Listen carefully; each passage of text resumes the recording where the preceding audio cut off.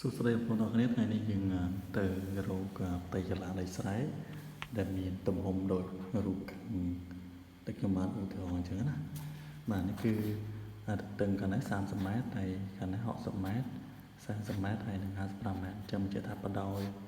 នេះអត់ស្មើនេះទេតែក៏ស្មើទឹងដែរអញ្ចឹងវាមិនមែនចាក់កោនកែងទេអញ្ចឹងរបៀបក្នុងការរកយើងអាចរកតាមវិធីនេះបានដោយយើងដំបូងឡើយយើងត្រូវរកទទឹងអញ្ចឹងបងប្អូនទទឹងបាទទទឹងហើយនឹងបណ្ដោយបងប្អូន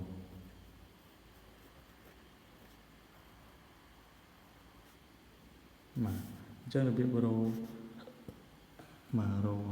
ទទឹងគឺយើងយក45ហើយ55នេះយើងរកវាមកយកវាបូកបញ្ចូលគ្នាមក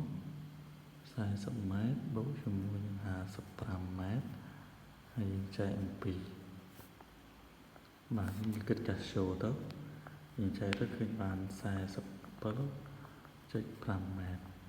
បាទនេះគឺយើងរកជុំទៅតឹងមកវិញឥឡូវយើងទៅរកបដោយ60ហើយនឹង30នេះយើងយកបូកចូលគ្នាមក30ម៉ែត្របូកជាមួយនឹង60ម៉ែត្រហើយយើងចែកនឹង2មកបាទអញ្ចឹងយើងវាបាន90ចែក2បាន45ម៉ែត្រអញ្ចឹងនិយាយថាយើងរកបដោយទៅតឹងឃើញហើយយើងដើរតាមរូបមន្តចតកោនកែងគឺបដោយគិនទៅតឹងបាទអញ្ចឹងយើងបានផ្ទៃ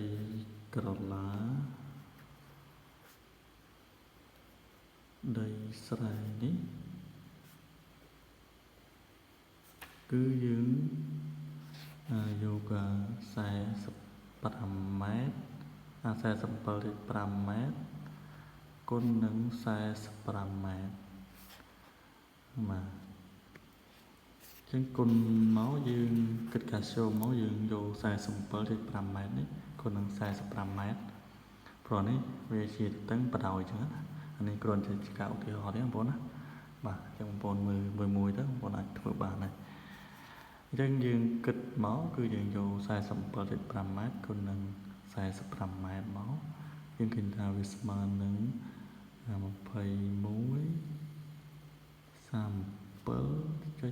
37.5ម៉ែត្រការ៉េចឹងឃើញថា1137.5ម៉ែត្រការ៉េដីស្រែដែលមានទំហំដូចខ្ញុំលើកឧទាហរណ៍អញ្ចឹងណាបាទអញ្ចឹងយើងបានឃើញផ្ទៃកន្លះដីនឹងហើយគឺយើងអាចបងប្អូនមានចម្ងល់ទាក់ទងទៅនឹងការគិតជាហិកតានិងគិតជាអាបាទអញ្ចឹងខ្ញុំសូមបង្ហាញបន្ថែមទៀតអញ្ចឹងបើបងប្អូនគិតជាអា1A គឺវាស្មើនឹង100ម៉ែត្រការ៉េហើយបងប្អូនចង់គិតជាហិកតាដោយ1ហិកតាវាស្មើនឹង10000ម៉ែត្រការ៉េបាទអញ្ចឹងបើសិនជាបងប្អូនចង់គិតជាអាគឺបងប្អូនត្រូវយកម៉ែត្រការ៉េនេះឧទាហរណ៍ដីស្រែហ្នឹងទំហំអញ្ចឹងណា237.5អញ្ចឹងយើងយកវាទៅចែកនឹង100ទៅចែកនឹង100មកយើងនឹងឃើញជាអាឥឡូវខ្ញុំជួយអានេះចែកនឹង100អញ្ចឹងចែកមកយើងបាន21.335អាហើយបងប្អូនចង់គិតជាអាគឺយើងចែកវានឹង100មកបាទអញ្ចឹងឃើញ21.375អាដីស្រែនេះបើគិតជាអាណាហើយបើសិនជាបងប្អូនចង់គិតជាហិកតាបងប្អូនយកវាទៅចែកនឹង100យកអា2137.5ម៉ែត្រការ៉េនេះ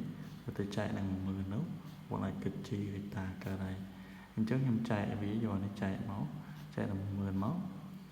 យើងឃើញថាវាស្មើ0.2137.5ហិកតាបាទនេះបងប្អូនចង់គិតជាហិកតាគឺស្មើ 22,135អានជំនឿស្មើនឹង0ហើយយើងហៅទូទៅគឺស្មើនឹង0.2 ហិកតាអញ្ចឹងណាបាទនេះគឺជារបៀបក្នុងការរកផ្ទៃកន្លះដីស្រែយើងអាចគិតជាអាក៏បានគិតជាហិកតាក៏បានគិតជាម៉ែត្រការ៉េក៏បានហើយវិធីសាស្ត្រនេះគឺងាយស្រួលក្នុងការរកទំហំដីស្រែបាទចឹងអរគុណច្រើនបងប្អូនសម្រាប់ការទស្សនាបើសិនជាមានកុសឆ្គងអីក៏សូមមេត្តាខន្តីអភ័យទោសហើយបើសិនជាចូលចិត្តអាចជួយ follow page ហើយនិង like នៅ channel subscribe នៅ channel YouTube របស់ខ្ញុំផងបាទសូមអរគុណ